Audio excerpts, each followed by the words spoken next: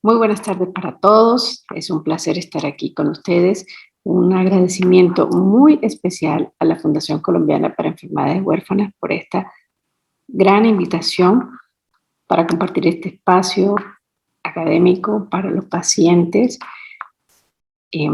personal médico o personal de salud, a todo el que esté unido a este gran evento para hablar un poco de enfermedades raras. Y realmente es un gran honor poder hablar de una enfermedad con la que llevo trabajando muchos años y es el angioedema hereditario. Entonces vamos a hablar ahorita en Piensa en angioedema hereditario. Este es mi conflicto de interés para esta presentación. La presentación es completamente mía, libre de influencia de la industria, pero igual hay que reportar pues esto que lo hago en otros momentos. Antes de hablar de angioedema hereditario, pensemos en los angioedemas o en las hinchazones más comunes, que son las alérgicas, que serían las que están en la columna central, y lo vamos a comparar con los síntomas presentados en los pacientes que tienen angioedema hereditario, que puedan tener.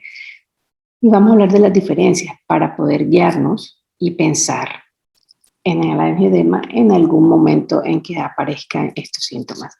El tiempo de inicio es muy rápido, en el alérgico son minutos y en el otro son horas, o sea, la aparición es más lenta.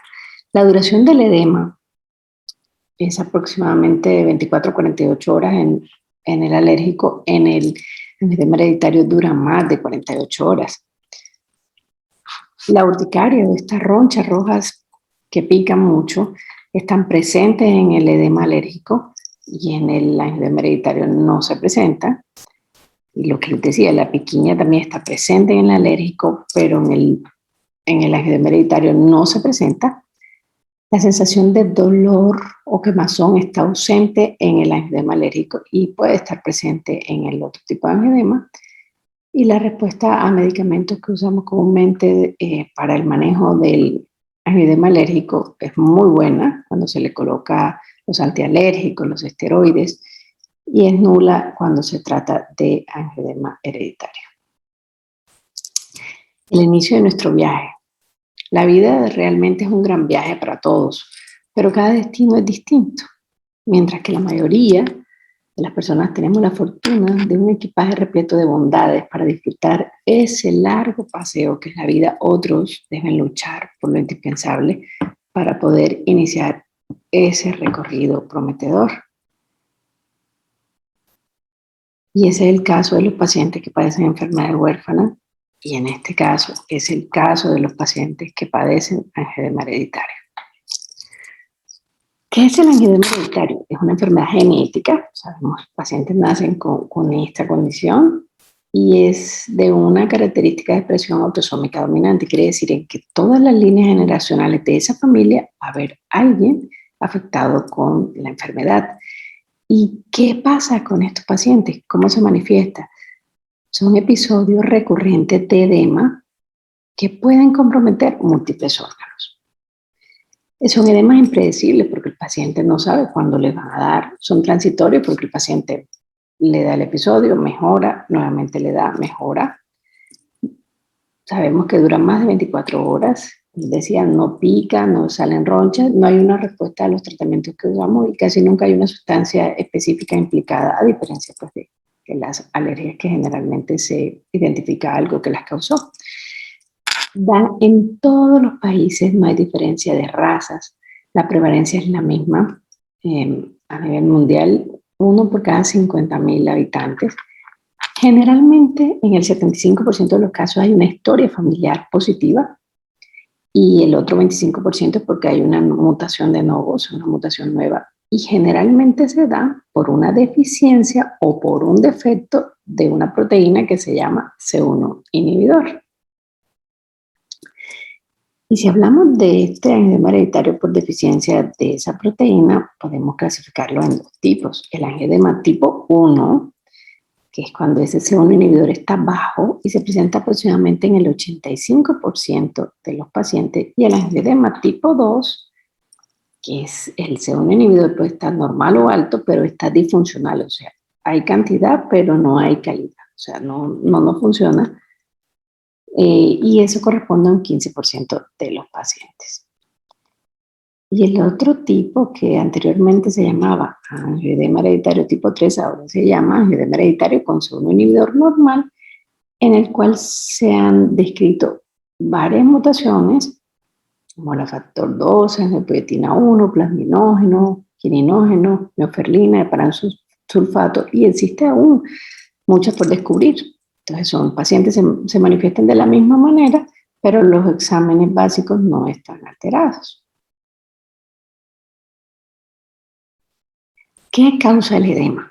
Sabemos que los pacientes que son portadores de edema hereditario tienen una mutación en el gen inhibidor del C1 esterasa, que bloquea la producción pues, de bradykininas para equilibrarlo, como vemos aquí en el ejemplo normal. Hay una misma cantidad de C1 inhibidor, aquí hay la misma cantidad de bradykinina y todo está bien, el vaso está de un calibre normal. Pero cuando hay esta mutación, la producción del C1 inhibidor se disminuye o es insuficiente o es inadecuada, como les decía, la calidad puede que haya suficiente, pero la calidad no sea la adecuada, lo que conduce a que haya una sobreproducción de bradykinin que causa que los vasos se edematicen, o sea, se hinchen, y es cuando se presenta la manifestación en el paciente. La edad de aparición de los síntomas generalmente corresponde a la infancia o a la adolescencia. Si vemos aquí en esta gráfica, en un estudio reportado en Estados Unidos, el 40% de los pacientes experimentan su primer episodio antes de los 5 años. Pero también hay otro pico antes de los 15, entre los 10 y los 15. El diagnóstico se realiza generalmente en la segunda o tercera década de la vida y puede retrasarse más si no hay ningún antecedente familiar de ese paciente. Entonces ya vemos, se puede manifestar a cualquier edad, pero generalmente aparece cuando es más pequeños. Empeoran durante la pubertad. Si este paciente se le manifestó muy pequeño, en la pubertad sí que da más episodios y persiste durante toda la vida del paciente. O sea que este diagnóstico lo pueden hacer desde un pediatra, un internista, cualquier otra especialidad, porque en algún momento de la vida vamos a ver ese paciente en nuestra consulta con los episodios. Y se ha demostrado que la edad de aparición de los síntomas se relaciona directamente con la severidad de la enfermedad. O sea, entre más temprano aparezcan los síntomas, más severa se va a comportar la enfermedad a lo largo de la vida.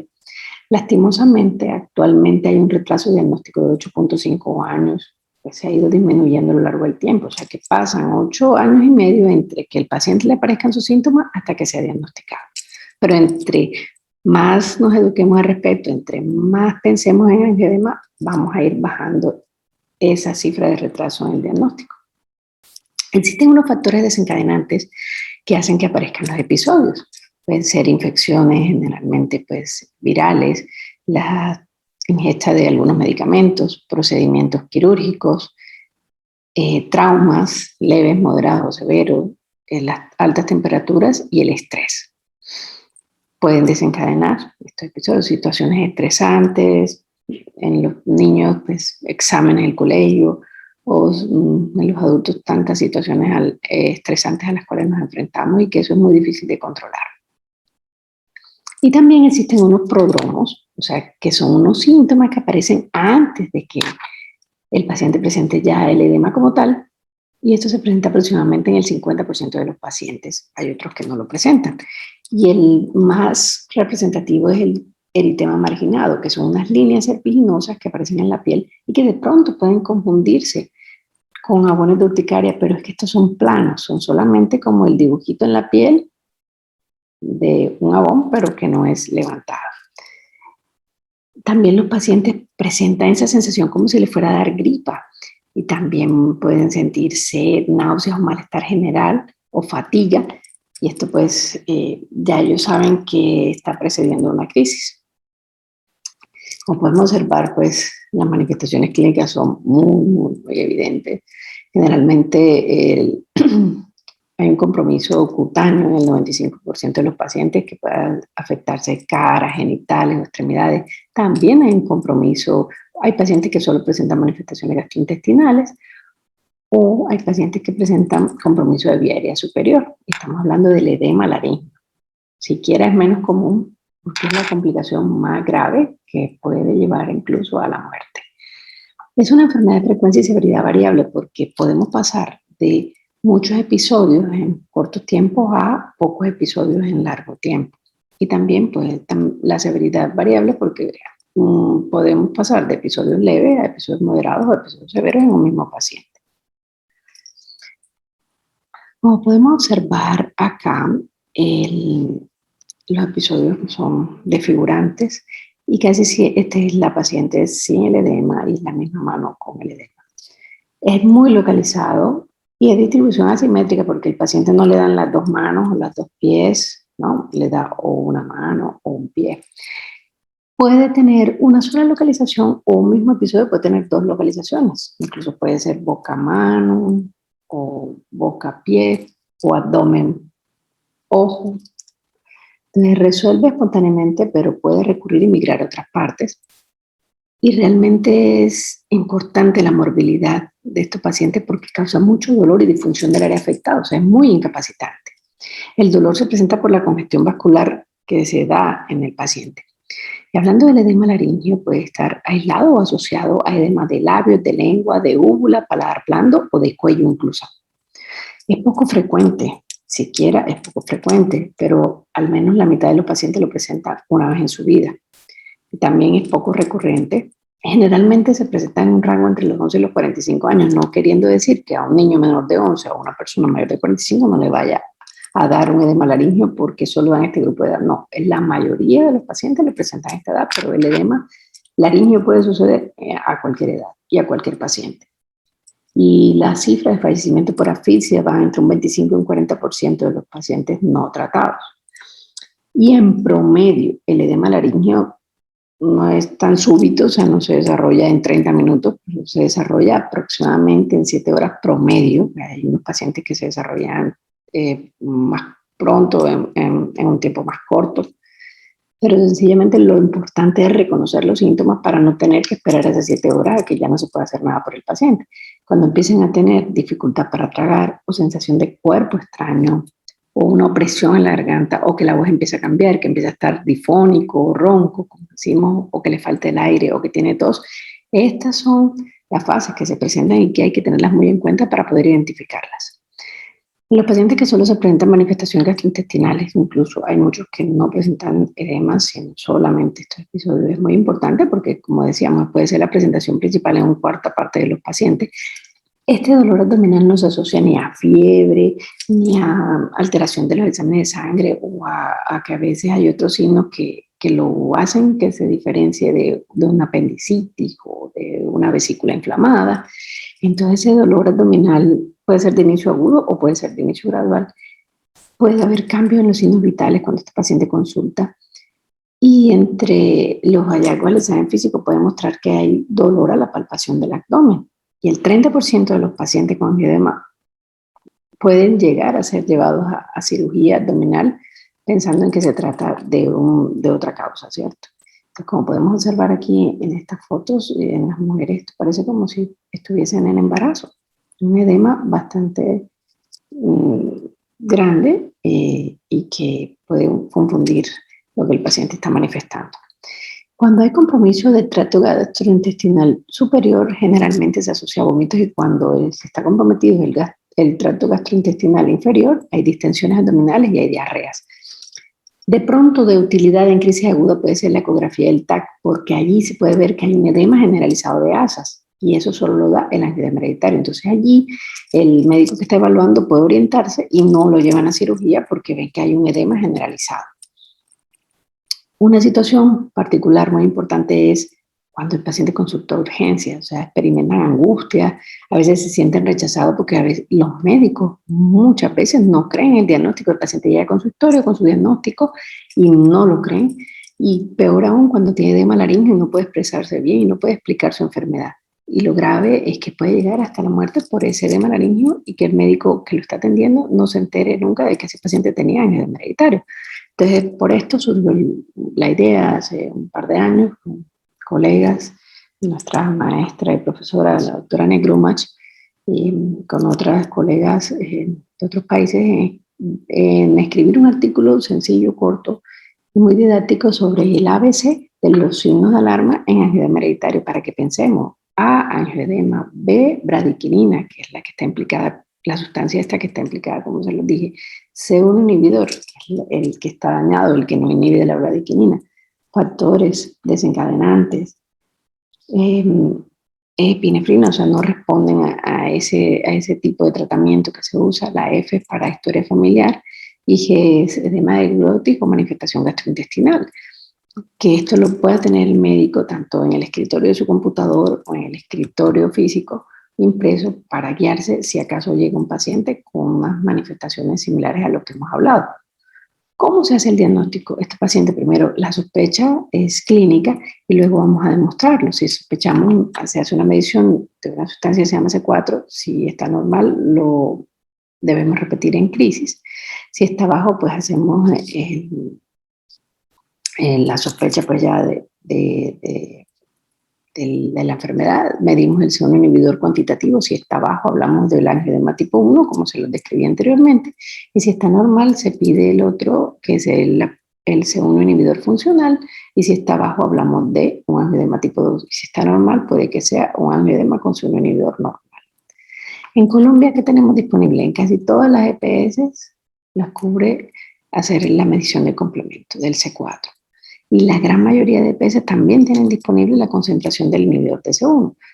Y que esto correspondía, como se acuerdan, les comenté, al 85% de los pacientes. O sea que podemos diagnosticar con estas dos. Ya el C1 inhibidor funcional, menos laboratorios lo tienen, pero también se puede conseguir. Y ya pues aquí en Colombia estamos en desarrollo de técnicas moleculares de diagnóstico en laboratorios de investigación. Cuando hablamos de tratamiento, basándonos pues en las guías de manejo internacional, se dividen como en tres. El tratamiento para los episodios agudos, cuando le está dando la crisis. El tratamiento de profilaxis a corto plazo, es una prevención que es cortica y otra prevención que es a largo plazo. ¿Para qué usamos el tratamiento en el episodio agudo? ¿Cuál es el objetivo? Que ese episodio no dure mucho, que no sea severo, que no le afecte tanto la calidad de vida del paciente y que no llegue pues, a lo que no queremos, que es a una situación grave o incluso la muerte. La profilaxis a corto plazo la tenemos que hacer cuando el paciente se va a exponer a un disparador o a un desencadenante que ya conocemos. Por ejemplo, va para una cirugía, el paciente se le hace una profilaxis antes para que vaya protegido y tenga menos probabilidades de hacer el episodio. Y la profilaxis a largo plazo, pues cuando el tratamiento demanda o el tratamiento de ataques agudos no es suficiente y realmente está usando mucho medicamento para episodios. Entonces tenemos que usar algo que mantenga al paciente controlado la gran mayoría del tiempo para que esté realmente protegido. ¿Qué localización de episodios tienen indicación de tratarse? Todas, sin importar el sitio. Si es en la vía aérea superior, por el riesgo de asfixia. Si es abdominales, pues son dolorosos, debilitantes y alteran la calidad de vida del paciente. Y si son periféricos, o sea, extremidades, pues también el paciente pierde la función y no puede hacer actividades cotidianas. Entonces, todos los episodios se tratan. ¿Qué localización de episodio debe ser tratado como una emergencia médica? Principalmente los edemas faciales, porque pueden progresar e involucrar la vía aérea, y los episodios de lengua, o sea, los intraorales, aunque sean leves, porque pueden progresar rápidamente a una asfixia. Todo esto basado pues, en las guías de manejo, ¿cierto? En las guías internacionales de manejo de pacientes. ¿Cuándo se debe realizar el tratamiento de un episodio agudo? Inmediatamente el paciente detecta el inicio del episodio. Ese es el mejor momento, no esperar a que avance y voy a ver si esto de pronto se me quita. Cuando un episodio inicia, eso no revierte. Entonces allí es donde hay que usar la medicación de tratamiento agudo. Aquí es una tabla pues, en donde les quise mostrar todos los medicamentos que están aprobados. Esto es algo que da alegría de que cada vez que se sacan estos artículos muestran cada vez más un medicamento nuevo, y eso pues, para los médicos que manejamos esta enfermedad es de mucha alegría porque hay más opciones disponibles para nuestros pacientes, ¿cierto? Entonces aquí vemos que hay para los manejos a largo plazo y para manejo de episodios agudos. Entonces hay de todo un poco, va ido creciendo esto y también las edades se han ido ampliando. Antes pues, solamente había medicamentos para adultos, ya se han ido bajando las cifras y se han hecho más estudios que benefician a pacientes pediátricos también. En Colombia nosotros que tenemos para el manejo de episodios agudos tenemos medicamentos que se llaman Icatibant, que es un antagonista de la bradiquinina, o sea, de esa sustancia que es la que se acumula porque no hay nadie que la inhiba, y también hay inhibidores de C1 plasma derivado, o sea, como no lo producen, entonces ya se le puede poner, y eso es como lo más fisiológico, o sea, se reemplaza el que no se produce. Esto ayuda mucho para esos episodios agudos poderlos controlar. Y a largo plazo tenemos pues el danazol, que es un andrógeno que se usa mucho, es oral, el ácido tranexámico también es oral, la eficacia de pronto no es la mejor, pero es lo que había, hasta que ahorita tenemos otro medicamento muy interesante que se lanzó el año pasado, que es un inhibidor de la kallikreina, o sea, actúa también mejorando toda esa vía para que el edema se da pronto. Bueno, si hablamos nosotros de Colombia y basándonos pues en todo esto del CIVIGILA, en la clasificación de las enfermedades huérfanas, si vemos desde el 2016 al 2021, por año, cuántas están diagnosticándose, cuántos casos. Vemos que hay años en los cuales se han hecho más diagnósticos que en otros, pero basándonos en esto, podemos ver que hay actualmente en los registros del CIVIGILA 426 pacientes. No está en el registro que llevo con mi grupo de compañeros, no los tenemos todos registrados. Entonces, en este momento, pues si Colombia tiene 50 millones de habitantes y debería haber por prevalencia 1.000 pacientes, entonces hay un 42.6% de pacientes identificados. Tenemos que seguir educando para poder seguir diagnosticando a estos pacientes y encontrarlos y poderles brindar un tratamiento adecuado. Entonces, tenemos que pensar en angioedema hereditario. Sí, claro, las otras cosas son más frecuentes, pero si lo pensamos, lo vamos a diagnosticar. Nuestros pacientes no se enferman de lo que nosotros no sabemos como médicos. Los pacientes se enferman de lo que el médico se sabe.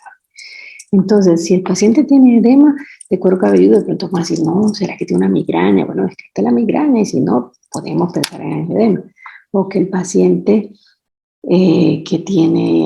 que le sale un edema en la oreja o en la mejilla, ay, será una picadura de insecto que hizo alergia a algún alimento, pues también podemos pensar ahí en edema. O cuando el paciente siente que se atraganta, ¿será que eso es reflujo? ¿Será que está haciendo una reacción alérgica? ¿O será que tiene asma? También podemos pensar ahí en angioedema. El paciente que se le edematiza en las manos, se hincha de las manos, pensamos que de pronto puede tener artritis, pero también hay angioedema. O los pacientes que se hinchan las piernas, no todas las veces por los riñones que no le están funcionando bien. Puede que también sea por angioedema hereditario. O como les decía, el paciente con dolor abdominal, no todas las veces es quirúrgico, probablemente pueda ser. O los pacientes con edema en genitales, no todas las veces es infección de vías urinarias. Entonces, en este momento, el angioedema hereditario, según la doctora Henriette Farca, es un lobo que viste piel de oveja porque es la nueva gran imitadora de muchas enfermedades con las que uno puede hacer diagnóstico diferencial. Entonces, ya para finalizar, todos los pacientes deben tener un plan de manejo integral para determinar pues, la eficacia de tratamiento, seguridad y adherencia y mejorar la calidad de vida de estos pacientes, obviamente. Deben tener todos los tratamientos disponibles. Es un derecho de cada paciente tener tratamiento y es un deber de nosotros como médicos tratantes suministrárselos, hablarle de ellos y definir cuándo solamente necesitan tratamiento para los episodios o cuándo necesitan mantenerse con una profilaxis para que no le den esos episodios. Realmente hay que hacer con ellos un enfoque de tratamiento integral e individualizado y es la mejor manera de reducir esa morbilidad y riesgo de mortalidad asociada a angioedema. Como les digo, el objetivo principal es que el paciente tenga una adecuada calidad de vida y que pueda llevar una vida sin muchas limitaciones. Muchas gracias por su atención. Fue un placer poder hablarles por este medio y a través de la fundación pueden enviar sus preguntas y yo con mucho gusto se las responderé. Igual aquí les dejo también mi correo. Muchas gracias nuevamente, Martica, por esta gran invitación y feliz de haber estado aquí acompañándonos.